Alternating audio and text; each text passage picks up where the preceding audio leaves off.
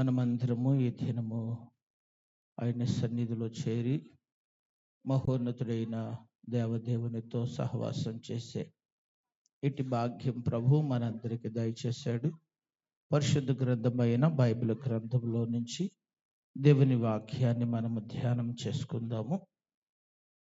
ఆదికాండము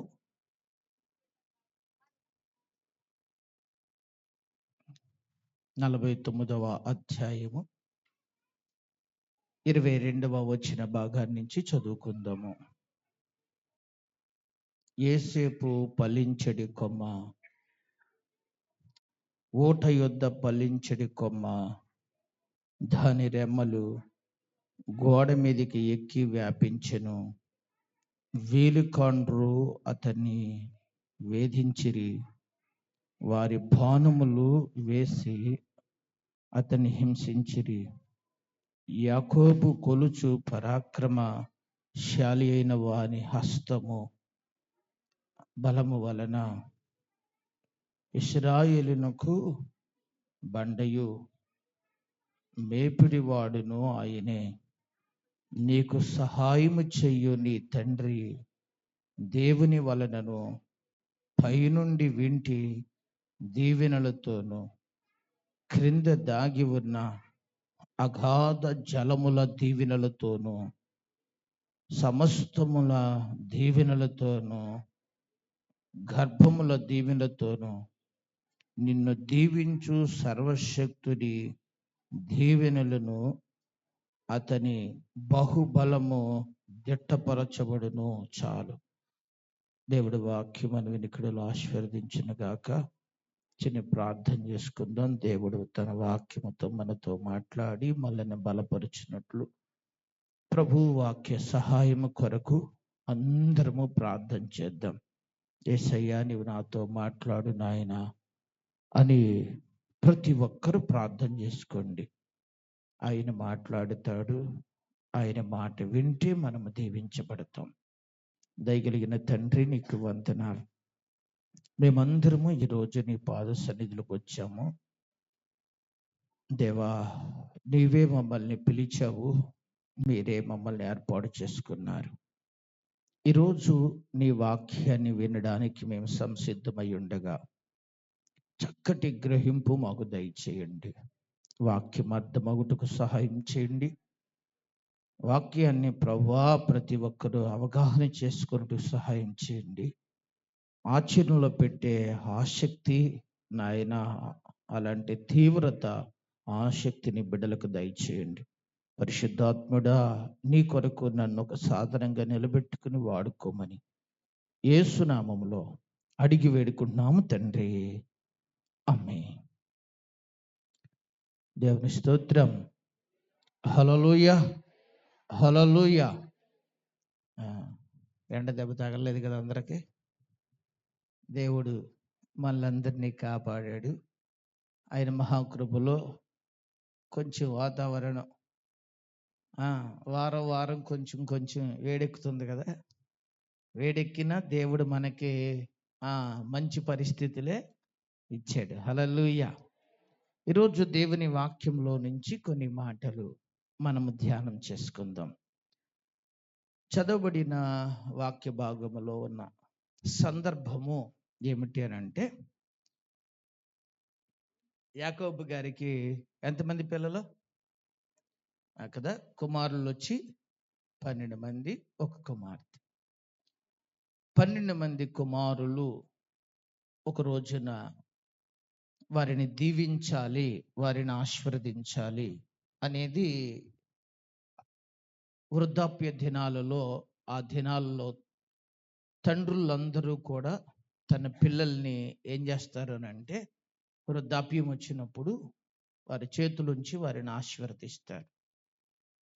ఇప్పుడు ఇది ఒక గొప్ప ఏమిటి అని అంటే, దీవించబడిపోతున్న ఒక క్షణాలన్నమాట. ఆ రోజున యాకోబు తన 12 మంది కొడుకులని కేకేశాడు. అబ్బాయి, నేను వృద్ధుడిని అయిపోయాను, నేను ఇంకా చనిపోయే ముందు మిమ్మల్ని అందరినీ ఏం చేయాలనుకుంటున్నాను, దీవించాలని ఆశపడుతున్నాను. మరి మీ అందరూ సిద్ధపడరండిరా అన్నాడు. చక్కగా అందరూ చక్కగా తలార స్నానం చేసి నీట్గా అంగీలు వేసుకుని ఒక్కొక్కళ్ళు మా నాన్న ఏం చేస్తానన్నాడు, నన్ను దీవిస్తా అన్నాడు అని చెప్పి అందరూ రెడీ అయ్యారు. వాళ్ళ భార్యలు, వాళ్ళ పిల్లలు కదా. వాళ్ళందరికీ ఆశ ఉంటుంది కదా, ఏమని చెప్పండి. ఆ, ఏమని?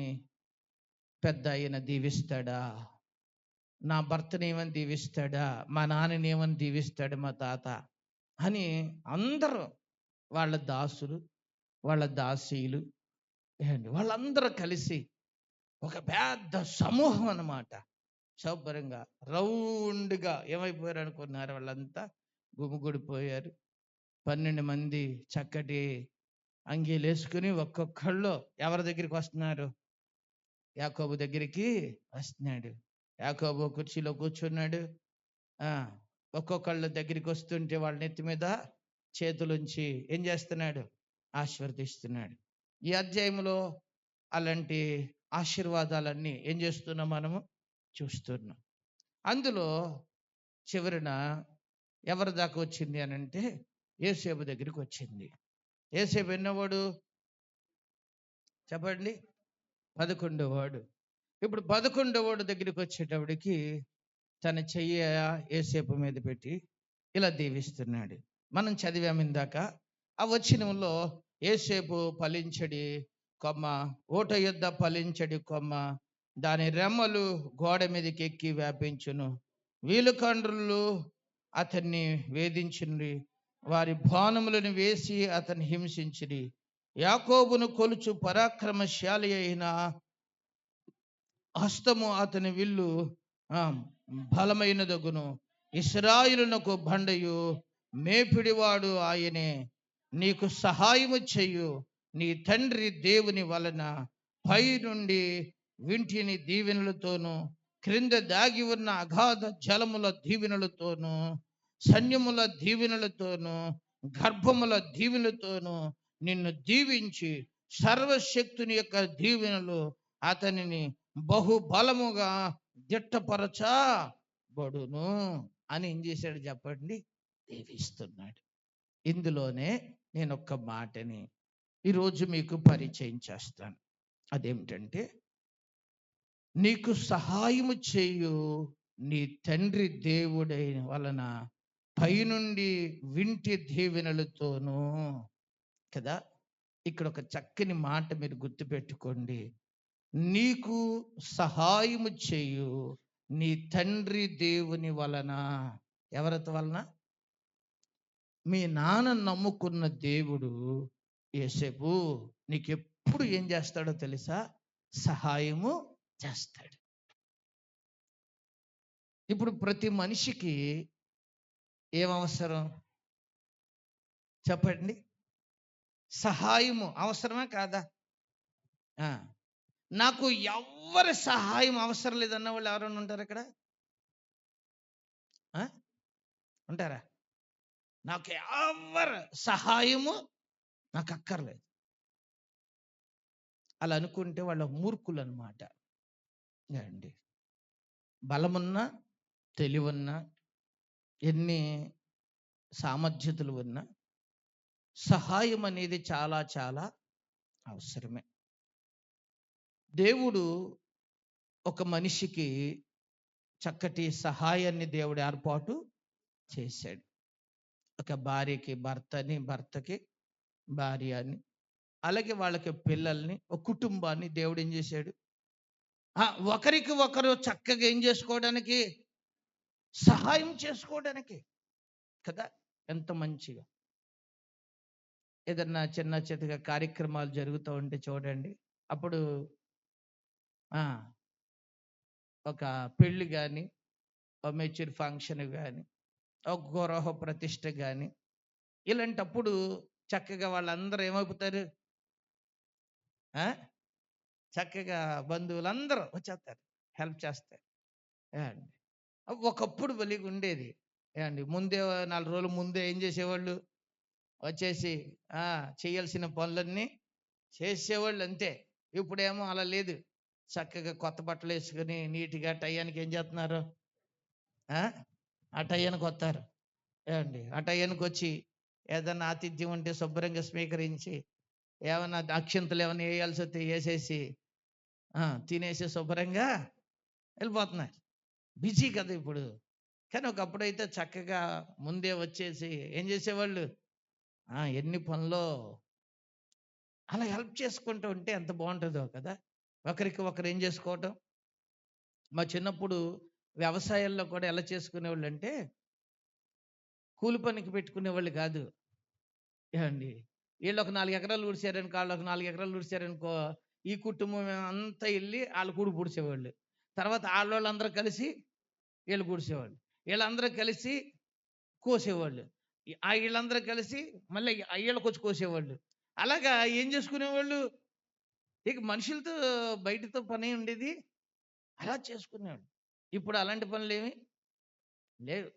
కొంచెం మనిషికి మనిషికి కొద్దిగా ఏమవుతుంది, కొంచెం గ్యాప్ ఎక్కువైపోతుంది. స్వార్థం ఏమైపోతుంది, పోతుంది కదా. ఇక్కడ మీరు జాగ్రత్త గుర్తుపెట్టుకోండి, దేవుని పిల్లలము. కానీ దేవుడు మనిషిని ఎలా ఉండాలనుకున్నాడంటే, ఒక మంచి రిలేషన్ కలిగి ఉండాలి. అది మనుషులతోనే కాదు, కానీ సర్వోన్నతుడైన దేవునితో ఒక మనిషికి ఏముండాలి, సహవాసము ఉండాలి కదా. మన దేవుడు మనకు సహాయం చేయడానికి యేసేపుకు దేవుడు ఏం చేశాడంటే, నీకు సహాయం చేయు నీ తండ్రి దేవుని ఎవరి వలన, నువ్వు ఎప్పుడు ఆశీర్వదించబడతావు అంటే, మీ నాన్నకు దేవుడే ఆ దేవుడు నీకు సహాయము. మీరు గమనించండి, మనం ఆరాధించే దేవుడు యాకోబుకి సహాయం చేసిన దేవుడు, యాకోబు నమ్ముకున్న దేవుడు యేసేపుకి సహాయం చేసిన దేవుడు. యేసేపుకు దేవుడు సహాయం చేశాడు గనుక యేసేపు ఫలించడి ద్రాక్షావల్లి వలె ఉన్నాడు. ఎలా ఫలించాడంట, అక్కడ ఏమని ఉంది అండి, ఆ వచ్చిన భాగంలో మీరు చూస్తే 22వ వచనంలో, యేసేపు ఫలించడి కొమ్మ, ఓట యొద్ద ఫలించడి కొమ్మ, దాని రెమ్మలు గోడ మీదకి వెక్కి ఏమైనాయి అంటే, ఎంత ఫలించాడంటే గోడ దాటి అవతల పక్క కూడా చెడు. కొన్నేళ్ళ కాడ చెట్లు ఉంటాయి, సరిహద్దులు వేస్తారు అండి, అటే పక్క వెళ్ళిన రొబ్బలకి ఉన్న కాయలన్నీ ప్రసన్న సరిహద్దులు ఏమైనా ఉందా మనకి. కొంతమందికి జాన్ చెట్టు ఉందనుకోండి, ఆ పట్టే పక్క రొబ్బల కాయలన్నీ వాళ్ళు తినేస్తారు అండి. ఎందుకంటే అవి అవతల పక్క వెళ్ళి. ఇక్కడ లేఖనంలో మనం చూసినట్లయితే యేసేపు యొక్క ఫలాలు ఒక ఇశ్రాయేలులకే కాదు అండి, ఐగుప్తులకి కూడా ఆ భాగ్యము దొరికింది. హల్లెలూయా. అంతగా దీవించబడ్డాడు ఎవరు, యేసేపు. తనకి, తన ఇంటి వారికే కాకుండా ఇతర దేశాల వారికి కూడా ఏమయ్యాడు చెప్పండి. అందుకన్నాడు గోడల దాటి ఫలించాడంట. ఇప్పుడు మనందరం ఏమవ్వాలని కోరుకుందాం చెప్పండి, ఏమని కోరుకుందాం. దేవా, యేసేపుని గోడలు దాటి ఫలింప చేసావు, నన్ను కూడా మాట్లాడరా, వద్దా వద్దా, మరేంటి చెప్పండి నాయనా, నన్ను కూడా ఎలాగా గోడలు దాటి ఫలింప మాత్రం చెయ్యకు, గోడ యువతల మాత్రమే ఏం చెయ్యి. ఎందుకు, మళ్ళీ ఆడెక్కడ బాగుపడిపోతాడో, వద్దు అండి, యువతల మాత్రమే అన్నాడా కదా. అలాగా నన్ను ఏం చెయ్యి, ఫలింప. ఇప్పుడు అలా ఫలింప చెయ్యాలి అని అంటే యాకోబు చెయ్యి తీసుకెళ్ళి ఎవరి మీద పెట్టాడు, యేసేపు మీద పెట్టాడు కదా. పెట్టి ఇక యేసేపు ఫలింపబడ్డానికి యాకోబు హస్తము, యాకోబు వాక్కే యాకోబుకి అండి ఇచ్చిన ఆశీర్వాద వచనాలే యేసేపుని గొప్పని చేసినయా. యాకోబు క్యారెక్టర్, యేసేపు క్యారెక్టర్, యేసేపు జీవితం, యేసేపు నడిపింపు, యేసేపులో ఉన్న ఆత్మీయత మీరు ఆలోచించండి. అతనిలో ఉన్న భక్తి, యాకోబు దీవించినటువంటి చేతులు ఉంటే ఏమండి, యాకోబు వరుస పెట్టి అందరూ ఒక రకంగా దీవించవచ్చు. కానీ యాకోబు నోరు ఎవరి చేతిలో ఉంది? ఉంది. యాకోబు యొక్క హస్తములు ఎవరి చేతిలో ఉన్నాయి? ఇప్పుడు యాకోబు దీవించినంత మాత్రం కాదు, పైనున్నవాడు కూడా ఏమివ్వాలి? ఆశీర్వదించాలి. హల్లెలూయా. ఇప్పుడు యాకోబు దీవిస్తున్నాడు ఏమని? నేను నమ్ముకున్న దేవుడు నీకు ఎప్పుడు ఏమై ఉంటాడో? సహాయకుడై ఉంటాడో అని చెప్పాడండి. ఇప్పుడు ఆ దేవుడు యేసేపుకి సహాయం చేయడానికి అండి, యేసేపులో కూడా ఏమున్నాయి? అంతే కదా. సహాయం చేయాలంటే సహాయం చేసే వ్యక్తి కరెక్ట్ వ్యక్తో కాదో చూడాలి. చూడకుండా ఏం చేయకూడదు? సహాయం చేయకూడదు. అలా చేస్తే మన సహాయం కొన్నిసార్లు ఏమైపోద్ది? వ్యర్థమైపోద్ది. ఒకసారి ఒక ఆయన పుస్తకం వేసుకుని వచ్చాడు. పుస్తకం వేసుకుని వచ్చి, మేము చర్చి కడుతున్నామండి, మా చర్చికి ఏమివ్వండి? సందా ఇవ్వండి అని. అలాంటి వాళ్ళు మా నాన్నగారికి తగిలితే ఆయన మంచి ఏమిస్తారు? ఇస్తారు. నేను అడగను.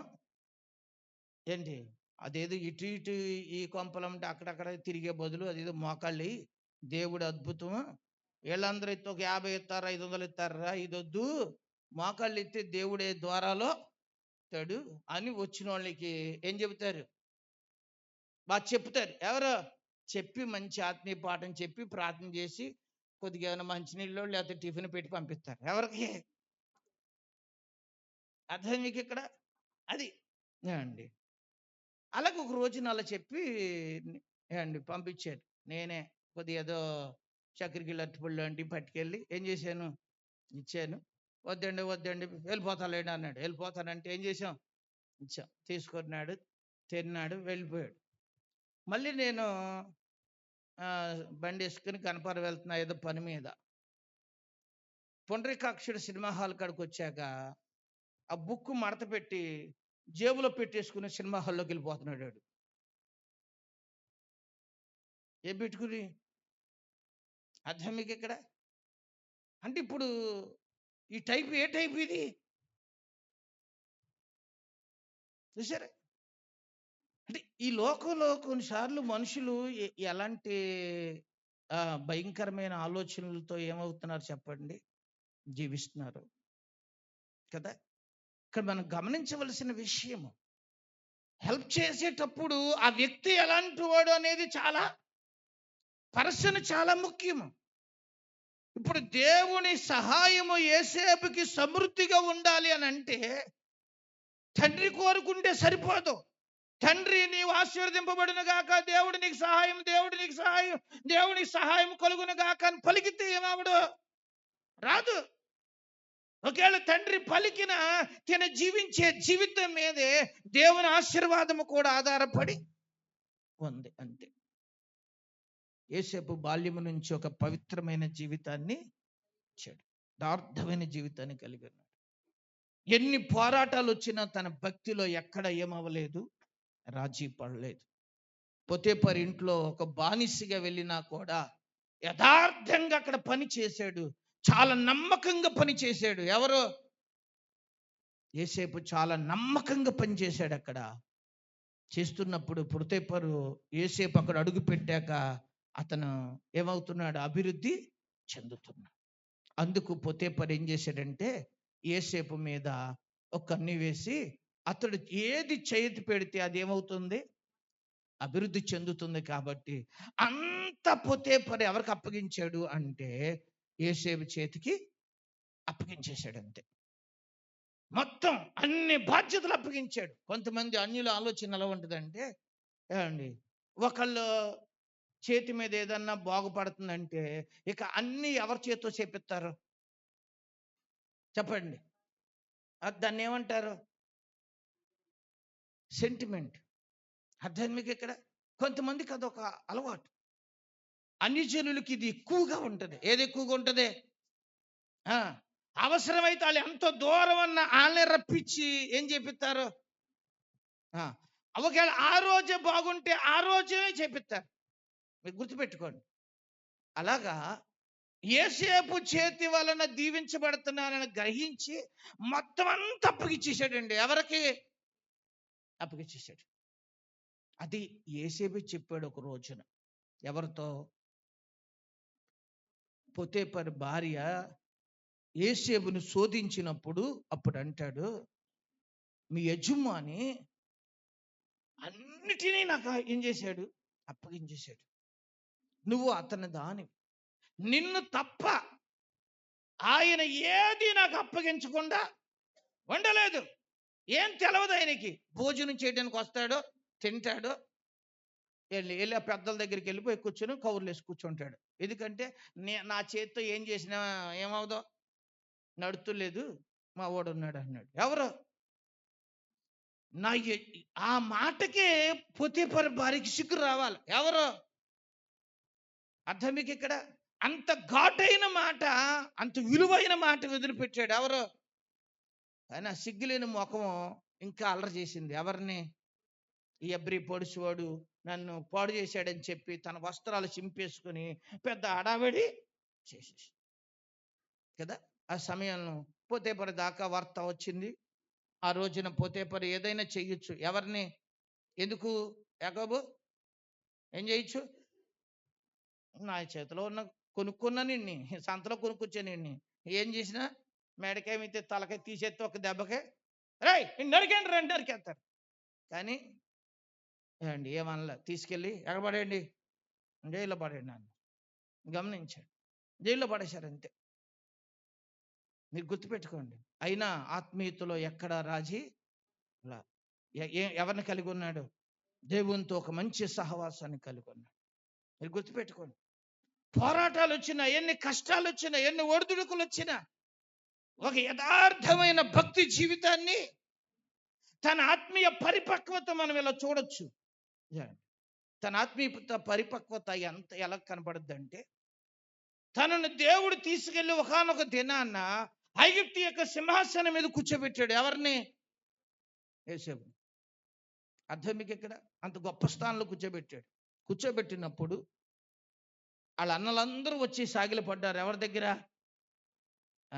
ఎరా దుర్మార్గుల్లారా, ఏం చేశారా మీరు? నన్ను పశువుని అమ్మినట్టు అమ్మేశారంటారా? ఇప్పుడు ఎక్కడికి వచ్చారా మీరు? ఏం చేస్తాను చూడండి, సుక్కలు చూపించేస్తాను వాళ్ళ అన్నాడా? అదే మీరైతే ఒకసారి ఆలోచించండి. మీరైతే ఏం చేద్దరు? మిమ్మల్ని బాధ పెట్టినోడు మీ చేతిలో దొరికితే ఏం చేస్తాడు? స్తోత్రం నాయన, దేవా బిడ్డను దీవించిన ఆయన అంటారా? అంటారా? అసలు వస్తుందా మనసులోకి? వస్తుందా? ఎంతో కొంత ఏముంటది, చూపులోనే తేడా వచ్చేద్ది వాళ్ళని చూడగానే. ఆ తరువాత బాంబులు లాంటి మాటలు వేసేస్తాం అంతే. వెయ్యపోతే హృదయం ఏమవ్వదో, కొంతమందికి కడుపు దేవేస్తుందంట. ఏ ప్రకాష్ ఉంటుందా నీకు ఎప్పుడన్నా అలాగా? ఒక్కొక్కళ్ళకి ఎలా ఉంటుంది? దేవేద్ది. నాతో చెబుతారు ఒక్కొక్కళ్ళు, నేనేం తక్కువైందని కాదండి, నేను కడిగేసి వచ్చేసానేనంట. అలా అన్నారండి. చూశానండి. పెట్టాల్సింది ఏం చేశాను, ఎడపెడ పెట్టేశానందో ఒక ఆవిడైతే. మరి ఇంక అది ఎన్ని రకాల భాషలతో పెట్టేసిందో మొత్తానికి. మీరు ఆలోచించండి. ఇప్పుడు యేసేపు గారి యొక్క ఆత్మీయత ఎలా ఉంది చూడండి. అతడు దేవుడు అతనికి సహాయం చేశాడంటే, అతడు అంతగా ఆశీర్వదించబడ్డాడు అంటే, అతను ఆత్మీయ పరిపక్వతను మనం చూడండి. పోనీ అన్నలు సొంతోళ్ళు కాబట్టి ఏమనలేదు అనుకుందాం. మరి ఇంత భయంకరంగా బాధ పెట్టినా అండి పొతీఫరు భార్యను ఏం చేయాలి అసలు? ఎందుకంటే ప్రధానమంత్రి స్థానంలో ఎవరున్నారు? ముఖ్యమంత్రి స్థానంలో పొతీఫరు ఉన్నాడు కదా. ఇప్పుడు ఏం చేయొచ్చు? ఎంత ఎంత నన్ను నిందేసిందా, ఎంత మచ్చేసింది నా మీద. ఒకసారి తీసుకురండి రా, నడి రోడ్డుని సీరండి రా అన్నాడా? అధికారం ఉంది. ఏసేపు చలవ లేకుండా కాలు కూడా అది అంత పవర్ ఇచ్చాడు. ఎవరికి? ఇప్పుడు ఏం చేయొచ్చు కదా? ఏం చేయండి. ఇంకొక విషయం గుర్తు చేస్తాను మీకు, తన ఆత్మీయత పరిపక్వత. జైల్లోకి వెళ్తే ఒకడు ఏడుతో కూర్చున్నాడు మూలన అండి. ఆడు నాకు కళ వచ్చింది, నాకు కళ వచ్చింది, ఏమైపోద్దో బాబు, చచ్చిపోతానమ్మో అంటాడు. వాడు ఎడుతూ కూర్చున్నాడు మూల.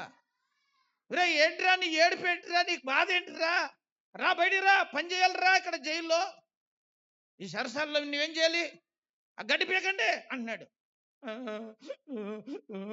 అంటాడు. నీకు బాధ ఏంటి అసలు చెప్పంటే, రాత్రి కళ వచ్చింది అయ్యా. నీకేనా ఇంకెవరికన్నా వచ్చిందా? అది ఆడికి కూడా వచ్చిందా? ఎరా ఏంట్రా నీ కళ ఏంటిరా అని ఇద్దరు కళ్ళలో విన్నాడు. అప్పుడు అన్నాడు, రే అబ్బాయి 3 రోజులు పోయాక రాజుగారికి పుట్టినరోజు అవుతుంది, ఆ రోజు నీ ఉద్యోగం నీకు వచ్చేద్దరా, నువ్వు నిర్దోషివి, నువ్వు ఏ పొరపాటు, నీవు గిన్నెందించే ఉద్యోగం నీది కదా, మళ్ళా నీ గిన్నెందించే ఉద్యోగం నీకు వచ్చేద్ది అబ్బాయి, నువ్వేం పర్లేదు, ధైర్యంగా ఉండు. అయితే ఓ పని చేయాలరా నువ్వు అన్నాడు. ఏం పని? నీకు మేలు జరిగిన రోజున నన్ను ఒకసారి గుర్తుపెట్టుకుని రాజుగారితో మాట చెప్పు. ఏమని? యోసేపు అన్నోడు ఎలాంటి పొరపాటు చేయలేదంటండి అని ఒక మాట చెప్పరా అన్నాడు. ఎవరితో చెప్పరా అంటే ఆడన్నాడు, అయ్యా మేలు జరగటం ఆలస్యమయ్యా, నిన్ను మాత్రం నేను ఏ జన్మలో ఏం చేయలేను, మర్చిపోలేనయ్యా, వెళ్తానని నేను చెబుతానే అన్నాడు. ఎవరు అర్థం మీకు ఇక్కడ? వీడు బయటకు వచ్చాక ఏం చేశాడు మరి? వీడు ఏం చేయాలి? ఎరా సాయి ఏం చేయాలి? ఏం చేయాలి చెప్పండి, మీరైతే ఏం చేస్తారు అండి? పై స్థానంలోకి వచ్చేసాక రై ఆ పాతలో ఇలా తీసుకురండి రండి అని ఇలా తీసుకురండి. నీకేం చెప్పాను రా నేను ఆ రోజున జైల్లో? ఇక ఆ రోజున ఏడుతో మూలను కూర్చున్నావు అని కేకేసి నీకు ధైర్యం చెప్పి, నీ కలబావి చెప్పి నేను ఎంత చేస్తే నువ్వేం చేసావురా? ఇన్ని రోజులు మెదలకుండా కూర్చుని ఇంత బాధ తెచ్చావు నాకు, దుర్మార్గుడా, నీ గిన్నెందించే ఉద్యోగం తీసి పడేశాను, జైలు ఆడండి అన్నాడా? చెప్పండి. చూసారా? అది ఆత్మీయ పరిపక్వత. హల్లెలూయా. మీరు ఎదిగారంటానికి గుర్తేంటి? మీరు దేవునిలో ఎదిగారు అంటానికి గుర్తేంటి అని అంటే, ఇలాంటి పిచ్చి పిచ్చి పనులు, కొట్టిన వాళ్ళని కొడతాం, తిట్టిన వాళ్ళని తిడతాం, బాధ పెట్టిన వాళ్ళని బాధ పెడతాం, మోసం చేసిన వాళ్ళని మోసం చేయటం. అండి లక్ష్మీపతిరాజు గారు అంటున్నారా? అందరూ ఏనాలు జాగ్రత్తగా, కుర్చీలో కూర్చున్న వాళ్ళు శోధన ఎక్కువ ఉంటుంది. అండి భగవంతుడు మన మీద జాలిపడి కరెంట్ కూడా తీసి పడేశాడు. మనోళ్ళు ఎత్తే జనరేటర్ వేస్తారు, లేకపోతే లేదు. ఇక జాగ్రత్త వినండి, ఇక్కడ మనం గమనించవలసిన ఒక విషయం అండి, వాక్యంలో వ్రాయబడిన మాట ఏమిటంటే, ఒక ఆత్మీయమైన పరిపక్వతలోనికి వెళ్ళినప్పుడు వాళ్ళలో ఇలాంటి చిల్లర పనులు, ఇలాంటి భేదాభిప్రాయాలు వాళ్ళలో ఉంటాయా? హల్లెలూయా. యోసేపు అలాంటి ఆత్మీయ పరిపక్వతలో ఉన్నాడు. అందుకే దేవుడు వాళ్ళ నాన్న దీవించాడు. ఆ దేవుడు యోసేపుకి ఎప్పుడు సహాయంగానే ఉన్నాడు. హల్లెలూయా. ఈరోజు గుర్తుపెట్టుకోండి, మనం ఆరాధించే దేవుడు కూడా మన జీవితాలకి ఏం చేసే దేవుడో తెలుసా? ఎప్పుడు సహాయముగా ఉండే, నీవు నేను యోసేపు లాంటి ఆత్మీయమైన పరిపక్వతలో ఉంటే మన దేవుడు ఎప్పటికీ మనకు కూడా సహాయము.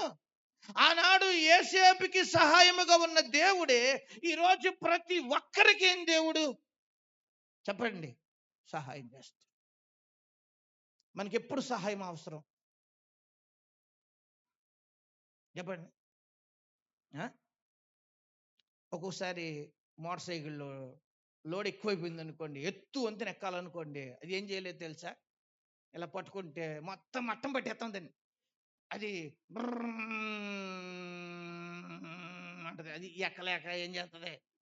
అప్పుడు దానికి ఏది అవసరం? గట్టిగా చెప్పచ్చు కదా, దానికి అవసరం. అప్పుడు వెనకాల వచ్చి ఎవడన్నా ఏం చేయాలి? ఊతం ఇవ్వాలి. ఊతం ఇస్తే అంటది. ఇది అర్థం మీకు ఇక్కడ? అప్పుడప్పుడు మన బళ్ళు కూడా అలాగే అయిపోతాయి. ఎలాగా? అప్పుడు దాకా పనిచేసి అప్పుడు కనుక ఒక గ్లాసుడు కొబ్బరి నీళ్ళు ఇచ్చిన చెప్పండి, లేకపోతే ఈ మధ్య అందరికీ బాగా ఇది అలవాటు అయిపోయింది కదా, ఓ డబ్బా తెచ్చేసుకున్నారు, పుల్ల ఉంటుంది దాంట్లో.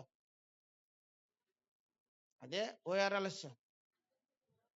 ఓఆర్ఎస్ ఏం చేస్తారు చెప్పండి? సప్పరి ఇచ్చేస్తే వెంటనే ఏమొచ్చేద్ది, అంతే కదా. ఇక్కడ మనం జాగ్రత్తగా గుర్తుపెట్టుకుందాం, దేవుని పిల్లలు. కొన్నిసార్లు నీరసం వచ్చేద్ది మన బండికి కూడా. అలాంటప్పుడు మనకి ఎవరు అవసరం? సహాయం అవసరం కదా. మన జీవితంలో ఎదురయ్యే ప్రతి కష్టంలో కూడా మనకు సహాయము చేసే దేవుడు మనకి. అందుకే కీర్తన గ్రంథంలో ఇలా వ్రాయబడిందో మాట చూడండి, 46వ కీర్తన మొదటి చరణం చదవరాశాము. దేవుడు మనకు ఆశ్రయమును దుర్గమునై ఉన్నాడు, ఆపత్కాలములో ఆయన నమ్ముకోదగిన. చాలు, ఇక్కడ రాయబడిన మాట. దేవుడు మనకు ఏమై ఉన్నాడు కదా. ఆయన ఎప్పుడు ఆపత్కాలములో నమ్ముకోదగిన. ఏ టైంలో? మంచి టైం, కష్ట పరిస్థితుల్లో నమ్ముకోదగిన సహాయం. జాగ్రత్త గుర్తుపెట్టుకోండి, కొన్ని కష్ట పరిస్థితుల్లో సహాయం చేసేవాళ్ళు చాలా చాలా అవసరం. ఎప్పుడు అవసరం? పెళ్లికి చాలా మంది వస్తారు. ఎంతమంది వస్తారు పెళ్లికి? పిలుచుకున్నారనుకోండి, ఒక 500 మందికి చెప్పుకున్నాను, 500 మంది వస్తారు. ఎప్పుడు? పెళ్ళికి. కష్టం వచ్చినప్పుడు 500 మంది వస్తారా? ఒంట్లో బాగోలేదనుకోండి, ఏదైనా చెయ్యి ఇరిగిందో కాలు ఇరిగిందో అప్పుడు హాస్పిటల్లో పెట్టి ఇంటికి తీసుకొచ్చారనుకో, అప్పుడు 500 మంది వస్తారా? ఎంతమంది వస్తారా? కొద్దిగా మాట్లాడచ్చు కదా. యాకోబు ఎంతమంది వస్తారు? అందరూ వచ్చేస్తారా? ఒక 100 మంది వస్తారు అనుకుందాం అండి. 500 ఎంతమంది వస్తారా? అర్థం మీకు ఇక్కడ? అదే బాగా కష్టం వచ్చింది అనుకోండి, అప్పుడు ఈ 100 మందిలో ఎంతమంది వస్తారా? కొద్దిగా మాట్లాడచ్చు కదా. 10 మంది వస్తారా? బాగా కష్టం వచ్చినాడు, బాబోయ్ అయిపోయాడంటే, అప్పులు అయిపోయాడు అంటాడు, మొత్తం దేవాలా అంటారా. మరి ఏంటి పెళ్ళికి ఇప్పుడు 500 మంది, బాగోలేనోడు 100 మంది, ఇప్పుడు మొత్తం అంత అయిపోయాడు అంటారు అనుకోండి, ఎంతమంది వస్తారు? 4 వస్తారా? 5 వస్తారా? మాట్లాడండి. ఎవరు రారంటున్నారు మీరు? నేను అన్న అలాంటి టైంలో వచ్చేవాడే ఎవరంటారు చెప్పండి? ఆపత్కాలంలో ఆదుకునే సహాయకుడు కదా. దేవుని వాక్యంలో కూడా 22వ కీర్తనలో ఒక మాట ఉంటుంది కదా, చూడండి. 22వ కీర్తన 24వ వచనం. ఆయన బాధపడువాని బాధను తృణీకరించలేదు, దానిని చూచి ఆయన అసహ్యపడలేదు, అతనికి తన ముఖము దాచలేదు, వాడాయనకు మొర్ర పెట్టగా ఆలకించెను. చాలు, ఇక్కడ 4 ముఖ్యమైన పాయింట్లు ఉంటాయి కదా. చూడండి, ఒక వ్యక్తికి బాధను తృణీకరించకుండా ఉండాలి. రెండవది, అతను చూచి ఏమవ్వకూడదు? అసహ్యకూడదు. మూడోది, ముఖము చాటేయకూడదు. తర్వాత ఏం చేయాలి? ఆలకించేవాళ్ళు ఉండాలి, హెల్ప్ చేసేవాళ్ళు ఉండాలి. అయ్యో కష్టం వచ్చింది అంటే ఏం చేసేవాళ్ళు ఉండాలి? అది అసలు అలాంటి వ్యక్తి సరైన స్నేహితుడు, సరైన వ్యక్తి కదా. కానీ అలాంటి వ్యక్తులు మనకి మచ్చుకు కూడా ఎక్కడో కానీ ఏమవరు. కానీ మనం ఆరాధించే దేవుడు అలాంటి దేవుడు. ఎలాంటి దేవుడు కదా? ఆ వచనంలో రాయబడింది, తృణీకరించే దేవుడు కాదు, అసహ్యపడే దేవుడు కాదు, ముఖం చాటేసుకున్న దేవుడు కాదు, తర్వాత దాటి వెళ్ళిపోయేవాడు, చెవులు మూసుకునేవాడు కాదా అండి. వెంటనే ఏం చేసే దేవుడు. అందుకని అక్కడ కీర్తనకారుడు 49వ కీర్తనలో అండి 46వ కీర్తనలో ఈ మాట అంటున్నాడు. ఏమని? మా దేవుడు ఆపత్కాలంలో నమ్ముకోదగిన. ఏ దేవుడు? అర్థం మీకు ఇక్కడ? ఆపదలు వస్తాయా రావు మనుషులకి? చాలా సార్లు ఏదో ఒక సందర్భంలో ఆపదలు, కానీ అలాంటి ఆపద కాలములోనే సహాయము చేసే ఎవరు? మంచి సహాయకుడు ఎవరు? దేవుడు. చెప్పండి. హల్లెలూయా. కష్టములో చేసేది అది ఎంత తక్కువైనా అది చాలా విలువైనదే. చచ్చి ప్రకాష్ అంతేనా? 100 రూపాయలు ఇచ్చినా ఆ టైంలో అది చాలా, చెప్పండి, అది చాలా గొప్ప సహాయం. అది ఒకప్పుడు జేబులో నిండి డబ్బులు ఉండొచ్చు, కానీ ఒక్కొక్కసారి అసలు ఏమి, కానీ అప్పుడు, చెప్పండి, 10 రూపాయలు కూడా చాలా ఎలాంటిదే, విలువైంది. ఒక వ్యక్తి జీవితంలో నా దేవుని యొక్క సహాయం కూడా ఎలా ఉంటుందో తెలుసా? అంత గొప్పగా ఉంటుంది. కానీ కొన్నిసార్లు కొంతమంది సహాయము కష్టంలో చేయడానికి ఇష్టపడరు. ఎప్పుడు చేస్తారు? బాగుంటే చేస్తారు, పచ్చగా ఉన్నప్పుడు చేస్తారు. కానీ మన దేవుడు కష్టాలలో కూడా వదిలిపెట్టే దేవుడు. ఒక గొప్ప ధనవంతుడు ఉన్నాడు ఊజి దేశంలో, చాలా భాగ్యవంతుడైన, చాలా మంచి స్థితిలో ఉన్నాడు. ఆయనకి కొన్ని కష్ట పరిస్థితులు వచ్చినాయి. ఆయన ఆదరిద్దామని పాపం స్నేహితులు వచ్చారు. ఏమండి, ఎదురుగుంట గుడారం టెంట్ వేసేసారు. ఎవరో వేసిన వాళ్ళు ఏం చేశారు? ఆదరించారా? చెప్పండి. తెలుసా మీకు? కొన్నిసార్లు అంతే, కొంతమంది ఎదురు టెంట్ వేసేస్తారు అండి, వేసేసి మొదలెట్టేస్తారు అంతే రకరకాలుగా. కానీ మనం ఆరాధించే దేవుడు మన కష్ట పరిస్థితుల్లో ఏం చేసే దేవుడో తెలుసా? ఏం చేసే దేవుడు? హెల్ప్ చేసే దేవుడు. ఒక గొప్ప రాజుగారు ఉన్నాడు. ఆయన చాలా భక్తి కలిగిన రాజుగారు. ఇశ్రాయేలు రాజుగారితో ముందుకున్నాడు. యోధా రాజుగారు ఏ రాజుగారితో? ఇశ్రాయేలు రాజుతో. యోధారాజు గారి యొక్క యెహోషాపాతు గారి యొక్క కుమారుడిని తీసుకెళ్ళి ఏమండి అహాబు గారి యొక్క కుమార్తెకి ఇచ్చి ఏం చేయాలనుకున్నాడో? పెళ్లి చేయాలనుకున్నాడు. మాట్లాడేసుకున్నారు కదా. ఆయన విధానాలు, ఇశ్రాయేల్ రాజు విధానము వేరు. ఎందుకంటే యెజెబెలు బయలుకి ప్రోత్సాహాన్ని ఇస్తుంది. ఏమండి యెహోషాపాతు రాజు చాలా భక్తి కలిగిన వాడు. ప్రార్థన చేసుకుంటేనే కానీ బయటికి ఏం చేయడు, వెళ్ళడు. ఒక రోజున పొందుకున్న తరువాత ఇశ్రాయేల్ రాజు కౌరంపించాడు. నాకు నా పక్కన పట్టణం ఉంది, వాళ్ళు ఏం చేస్తలేదు, నాకు పన్ను అడతలేదు, మరి యుద్ధానికి వెళ్ళాలి, నాకు బలం చల్లేలాగా లేదు, కొంత సైన్యాన్ని కొంత సామాగ్రిని ఏమైనా పంపించగలవా అన్నాడు. సైన్యాన్ని సామాగ్రిని ఏంటి? నా సైన్యమే నీ సైన్యము, నీ సైన్యమే నా సైన్యం ఏంటి? నా వాళ్ళందరూ ఎవరు? వాళ్ళు కాదా అన్నాడు. ఏంటి? నా సైన్యమే కాదు, నేను కూడా వచ్చేస్తాను అన్నాడు. ఎక్కడికి అనేటప్పటికి ఇంకా పాప ఇశ్రాయేల్ రాజు గారి మహానందం అయిపోయింది. ఈయన కూడా తన మంది మార్బానం బలాన్ని వేసుకుని ఎక్కడికి వచ్చేసాడు అండి, ఇశ్రాయేల్ రాజు గారి దగ్గరికి వచ్చాడు. వచ్చేసిన తర్వాత యుద్ధానికి వెళ్ళాలి. యెహోషాపాతు గారికి ఎప్పుడు ఒక అలవాటు ఉంటుంది, బయటికి వెళ్ళేటప్పుడు ఏం చేసుకుని వెళ్తాడో? ప్రార్థన చేసుకుని వెళ్తాడు.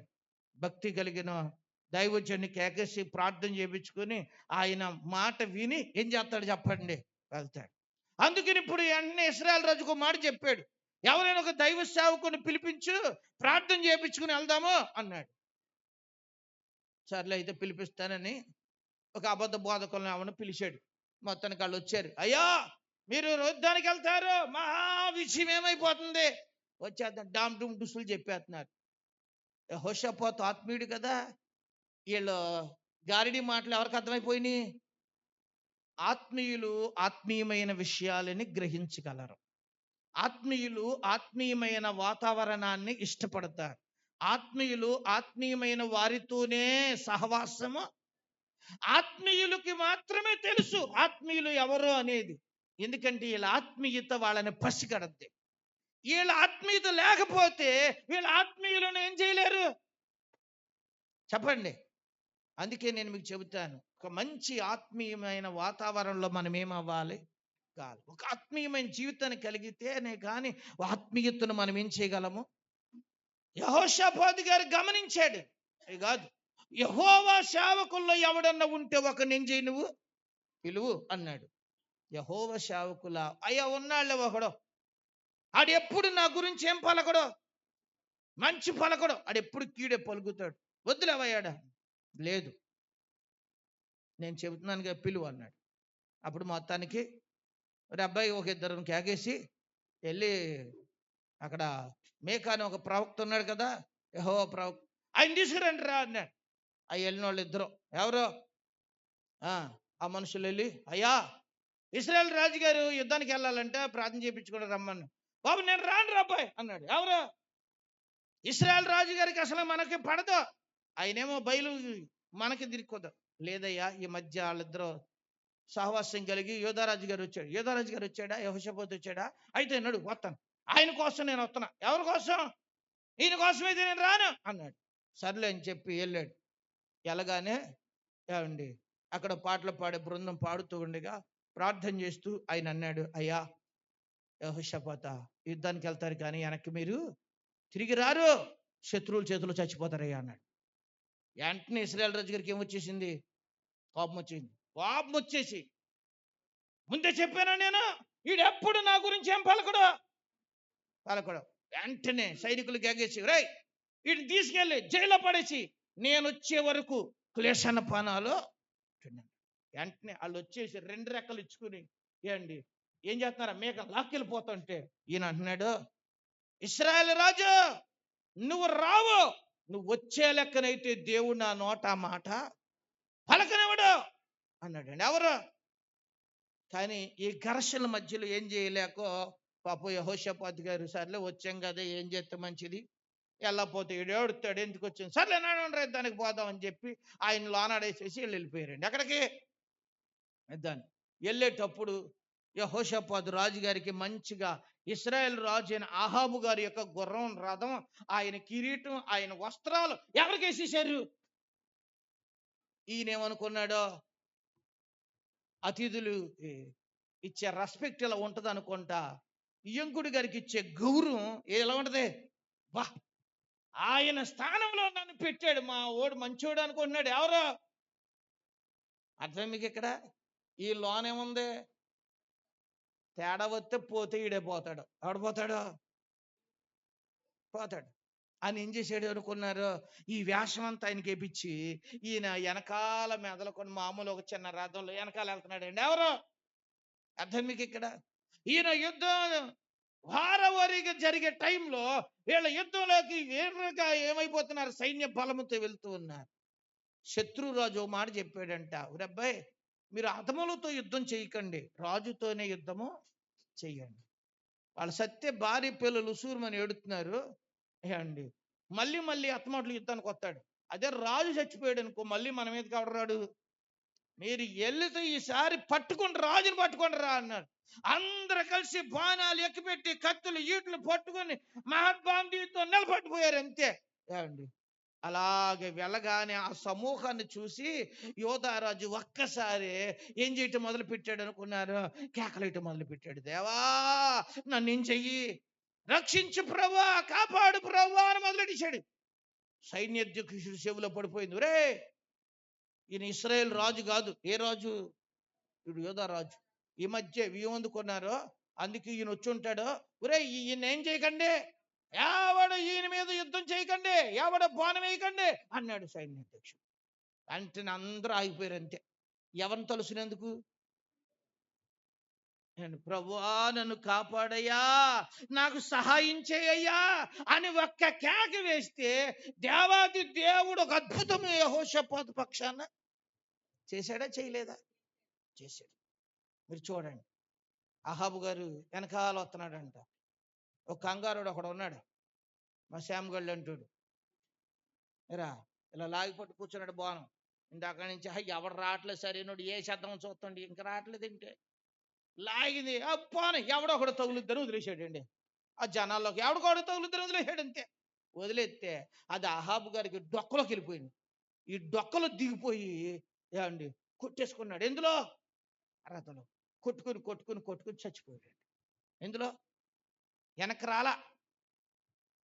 యెహోషాపాతు ఎందుకు వచ్చాడో తెలుసా? ఎవరిని వేడుకున్నాడు? ఎవరి సహాయం వేడుకున్నాడు? ఏ పరిస్థితిలో? ఏ పరిస్థితిలో? కష్ట పరిస్థితిలో. కష్ట పరిస్థితిలో అలాంటి వాడితో సావాసం చెయ్యకూడదు. కానీ సావాసం చేసిన అతడు వేడుకున్నందుకు దేవుడు ఏం చేశాడు? హల్లెలూయా. తర్వాత ప్రవక్తని పంపించి ఒక హెచ్చరిక ఇచ్చాడు. ఏమని? భక్తిహీనులతో నువ్వేం చేస్తున్నావో సహవాసం చేస్తావా అని ఓ చక్కని హెచ్చరిక ఇచ్చాడు. జాగ్రత్త, మీరు గుర్తుపెట్టుకోండి. మనం ఇక్కడ అర్థం చేసుకోవాల్సిన ఒక విషయం దేవుని వాక్యం చెబుతున్న మాట ఏమిటంటే, ఎప్పుడైతే మనము దేవుని సహాయాన్ని అర్థిస్తామో ఎలాంటి కష్ట పరిస్థితుల్లోనైనా మన దేవుడు మనకు ఏం చేస్తాడు చెప్పండి? హల్లెలూయా. ఇంకొక మాట చూపిస్తాను మీకు దేవుని వాక్యంలో. రెండవ దినవృత్తాంతముల గ్రంథం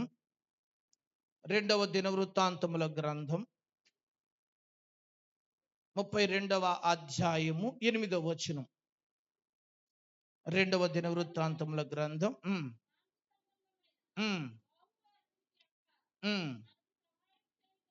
మనకు సహాయము చేయుటకు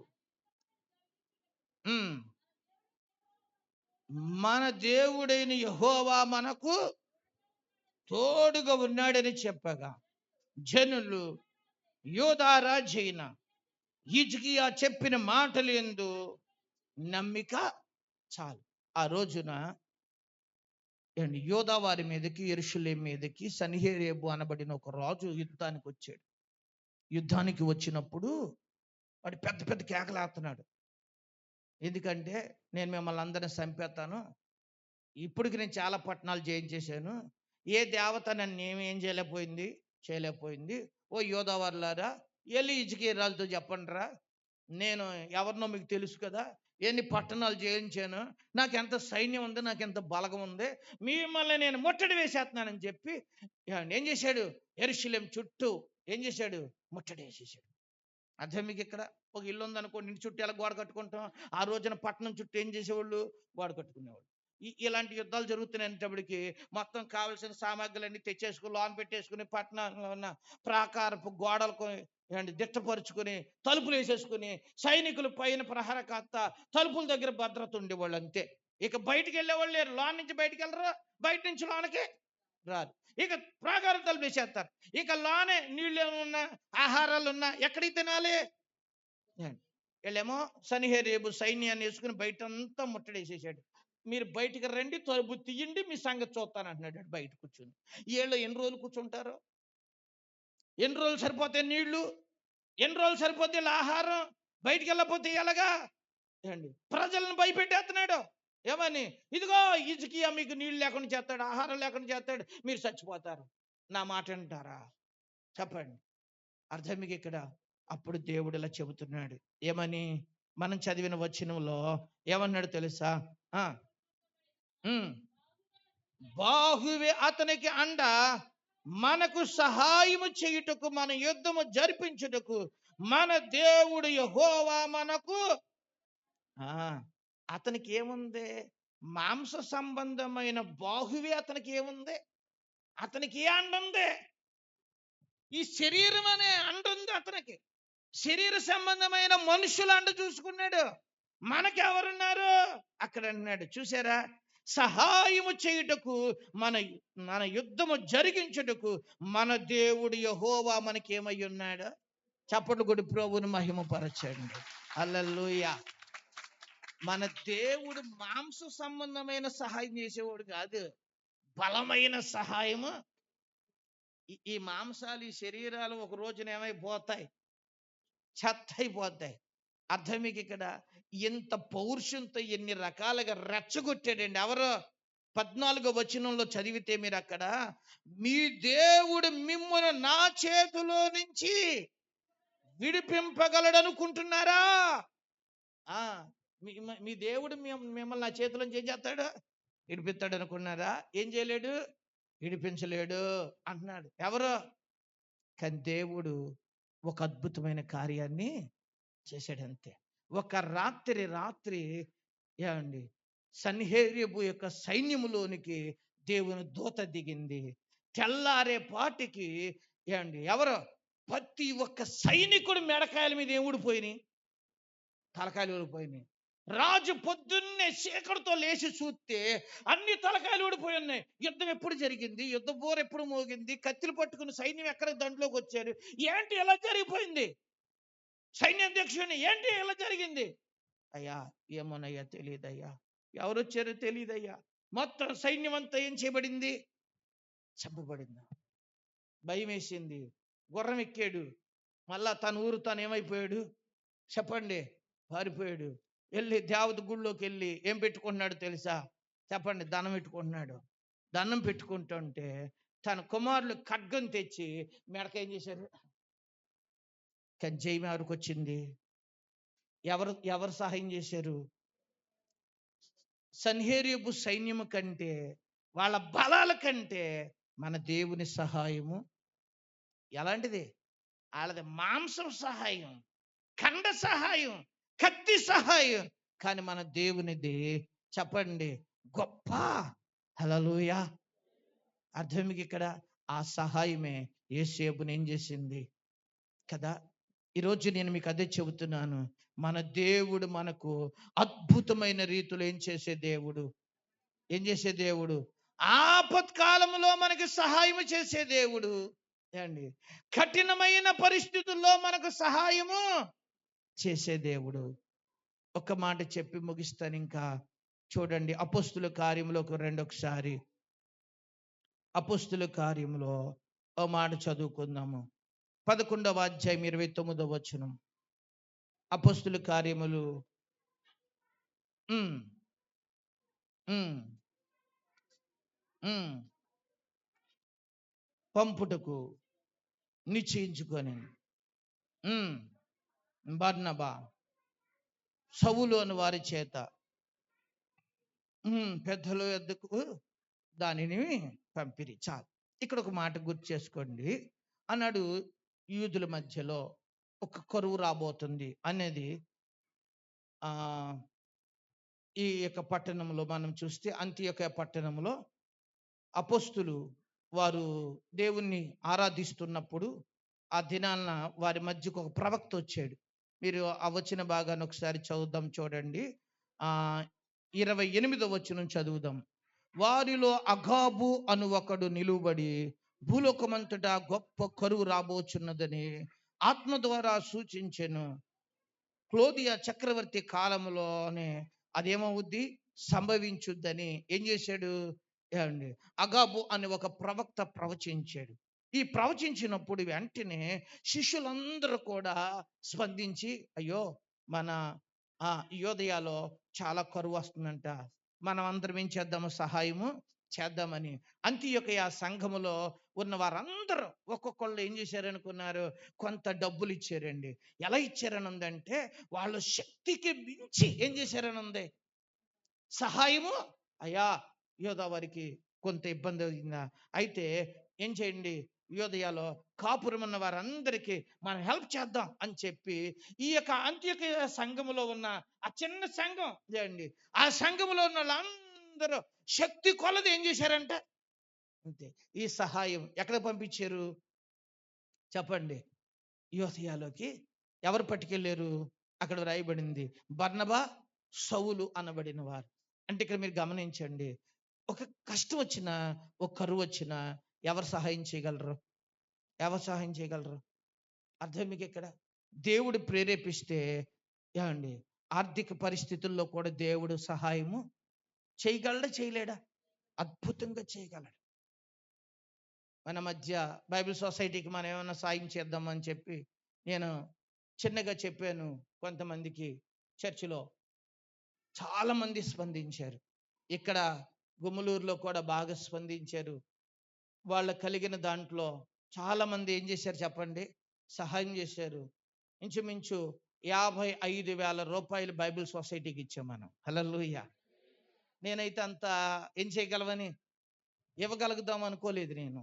కానీ అంతవరకు ఏం చేయగలిగాను చెప్పండి? ఈరోజు నేను మీకు అదే గుర్తు చేస్తున్నాను.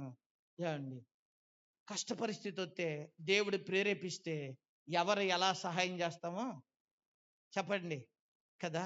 ఆ దినాల్లో అంత్యోక్యలో ఉన్న ప్రజలు యోదయాలు ఉన్న వారికి ఏం చేశారు చెప్పండి? వాళ్ళు ఎవరు ఎవరు ప్రేరేపించారు వాళ్ళని? ఎవరు సహాయం చేయాలి? వాళ్ళు కష్టంలో ఉన్నారా, మనం ఏం చేద్దాము? చేద్దాం. మీరు గమనించండి. అంటే దేవుడు ఆర్థికంగా కూడా మనకి ఏం చేసే దేవుడు? సహాయం చేసేది. అర్థం మీకు ఇక్కడ? ఆర్థికమైన కరువు వచ్చినా ఏం చేయగలడు? సహాయం ఆపత్కాలంలో సహాయం చేయగలడు. ఏమండి? ఒక భయంకరమైన పోరాటాల్లో సహాయము చేయగలడు. ఆర్థిక పరిస్థితుల్లో ఇబ్బంది వచ్చినా ఏం చేయగలడు? సహాయము. హల్లెలూయా. అందుకనే యెషయా గ్రంథంలో ఒక మాట ఉంటది కదా, ఏ మాట చూద్దామా? 41వ అధ్యాయము చూడండి. యెషయా గ్రంథం 41వ అధ్యాయం ఒక్క మాట 13వ వచనం చదువమ్మా. నీ దేవుడైన యెహోవానగు నేనే, భయపడకు, నేను నీకు సహాయము చేసేదనని చెప్పుచు నీ కుడి చేతిని ఏమన్నాడు చెప్పండి? భయపడకు, నేను నీకు సహాయము చేసేదనని చెప్పుచు ఏం పట్టుకున్నా? ఏం పట్టుకున్నా? నీ కుడి చేతిని పట్టుకున్నా. హల్లెలూయా. ఆయన మన చెయ్యట్టుకుని, ఎందుకు భయపడతా, నేను నీకేం చేస్తా, ఏం చేస్తా? ఏమండి? చెయ్యి పట్టుకుంటే ఏంటి చెప్పండి? అదో బలం. ఒకసారి మా తమ్ముడికి బాగలేదు. అప్పుడు గంగాధర్ గారు బతుకున్నాడు. అప్పుడు ఆయన హాస్పిటల్లో పెడితే రోజు వచ్చి ఆడు ప్లేట్లెట్స్ పడిపోతే ట్రీట్మెంట్ చేసేవాడు. రావటం అంతా చెక్ చేయటం, వెళ్ళేటప్పుడు ఒక గుద్దేవాడు. ఎవరిని? అండి. వెళ్ళేటప్పుడు ఇలాగనో ఏం చేసేవాడు? ఒక గుద్దు వెళ్ళేవాడు. ఎవరిని? పేషెంట్ని గుద్దేవాడు. ఏమవుతురా, ఏం లేదు, తగ్గిపోద్ది అని ఏం చేసేవాడు? గుద్దేవాడు. ఎందుకని గుద్దేవాడు అంటే చెప్పండి, ఏంటది? భరోసా. ఒక్కొక్కరు కొంతమంది అలా అలా భుజం మీద కొట్టి ఏం చేస్తారు? ఒక్కొక్కళ్ళు ఇలా చేయి పట్టుకుని నేనున్నా నీకేంటా అంటే, కొంతమంది ఇలాగ వాటేసేసుకుని ఏం చేస్తారు? తీసేసి ఏంటి భయపడతా అంతే. వాళ్ళకి ఏమొచ్చేద్ది? ఏమొచ్చేద్ది? మా ఓడికి శుభ్రంగా ప్లేట్లెట్స్ పెరిగిపోయినాయి. ఆ రోజున ఆయన ఏమనుకుంటూ వెళ్ళిపోతున్నాడు. ఎవరో వీడు అంటాడు, డాక్టర్ గారు రోజు గుద్ది వెళ్ళారు, వాళ్ళు గుద్ది వెళ్తలేదే అన్నాడు. ఒరే ఇవాళ కొట్టక్కర్లేదు అన్నాడు. ఎవరు? ఎందుకు? నీకేం పెరిగిపోయినాయి? అర్థం మీకు ఇక్కడ? అంటే చెయ్యి పట్టుకుంటంలో ఎందుకు అంటే అంత ధైర్యం వస్తుంది. ఇప్పుడు దేవుడు ఇక్కడ ఏం చెప్పాడు? ఏమన్నాడు అక్కడ? భయపడకో, నేను నీకు సహాయం చేసిదినని చెప్పుచు నీ కుడి చేతిని నేను నీకు హెల్ప్ చేస్తా అని చెప్పడానికి నీ చెయ్యి పట్టుకుని ఏం చేస్తున్నాను? హల్లెలూయా. మన దేవుడు ఎలాంటి దేవుడు చెప్పండి ఇప్పుడు కదా. ఈరోజు ఒకటే నేర్చుకోండి, మనము ఆత్మీయతలో ఒక పరిపక్వతలోకి వస్తే మన దేవుడు మనకు సహాయం చేయకుండా ఉండే దేవుడు కాదు. ఎక్కడున్నా, ఏ పరిస్థితిలో ఉన్నా, ఎలాంటి పరిస్థితిలో ఉన్నా ఎవరికి సహాయం వస్తుంది. ఇలా చెప్పుకుంటూ పోతే చాలా విషయాలు మాట్లాడుకోవచ్చు మనం కదా. ఒకరోజు ఎస్తేరు దగ్గర కౌరు పంపాడు ఒక ఆయన. ఎవరో ఎవరో గట్టిగా చెప్పండి. ఏమని పంపాడు?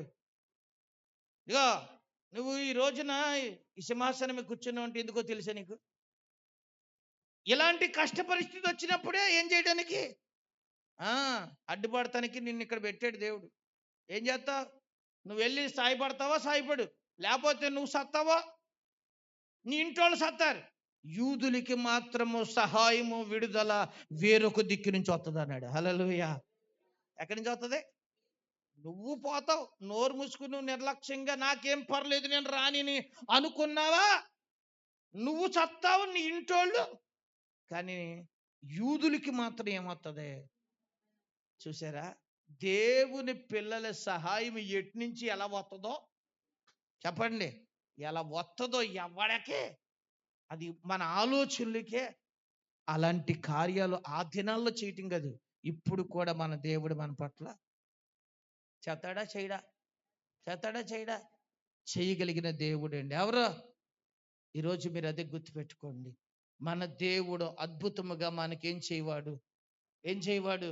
సహాయము చేసేవాడు. అందుకనే ఈ రోజున దేవుణ్ణి అడుగుదాం, దేవా నీ సహాయం నాకు కావాలి. నేను కూడా యోసేపు లాంటి పరిపక్వతలో నా జీవితాన్ని, నా ఆత్మీయతను నువ్వేం చేయండి? నడిపించు నాయన అని మనందరము దేవుని పాదాల దగ్గరికి వెళ్ళి ప్రభువుని వేడుకుందాం.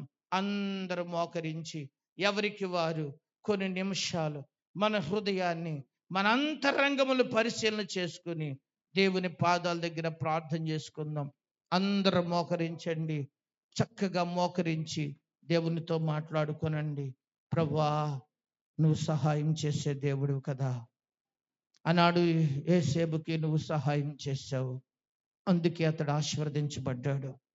అతడు గోడలు దాటి ఫలించాడు. అయ్యా, అతడు భూమి ఫలించేటట్లు చేసావు. అతడు కుడికి ఎడమకి ఫలించేటట్లు చేసావు.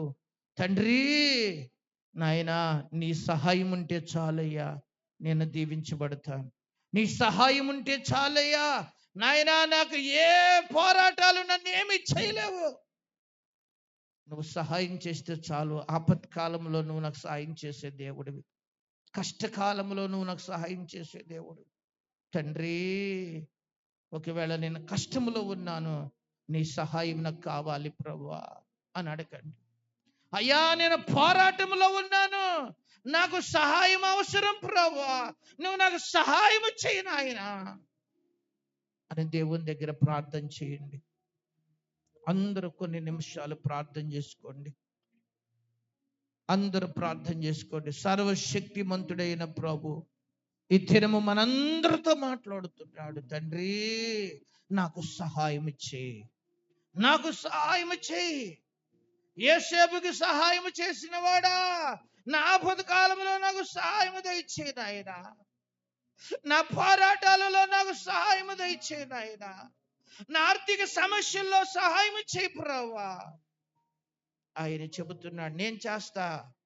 నీ చెయ్యి పట్టుకుని నేను నీకు సహాయం చేస్తానని చెబుతున్నా. నేను మాట చెప్పటం కాదు, నీ భుజము పట్టుకుని, నీ చెయ్యి పట్టుకుని, నీ మీద చెయ్యి వేసి చెబుతున్నా, నేను నీకు సహాయం చేస్తా, భయపడకో. దేవా, ఎంత అభయం ఇచ్చావు దేవా. ఈరోజు నీ సహాయం నాకు కావాలి. దేవుణ్ణి అడగండి. మన దేవుడు మనల్ని దాటి వెళ్ళడు. మన దేవుడు ఈరోజు మనకు సహాయం చేస్తాడు. ఆర్థికంగా అయినా, అనారోగ్యంతోనైనా, అవమానాలతోనైనా, నిందలతోనైనా, పోరాటాలతో. మనుషులకు శరీర బలం ఉందేమో కానీ నీకు గొప్ప బలం ఉంది, దేవుని బలం. గొప్ప దేవుని బలము ఈరోజు నీవు అనుభవించాలనుకుంటే దేవుని దగ్గర ప్రార్థించి, ప్రతి ఒక్కరు ప్రార్థించండి. యేసయ్య మనతో మాట్లాడిన మాటల్ని ఒకసారి పరిశీలన చేసుకొని ప్రార్థన చేసుకోండి. తండ్రి, నీ సహాయం నాకు కావాలి ప్రభు. నేను యేసేపు లాంటి ఆత్మీయతను, ఆ భక్తి జీవితాన్ని నేను కలిగి జీవిస్తానయ్యా అని దేవుని దగ్గర ప్రార్థన చేసుకోండి. అందరూ ప్రార్థించండి.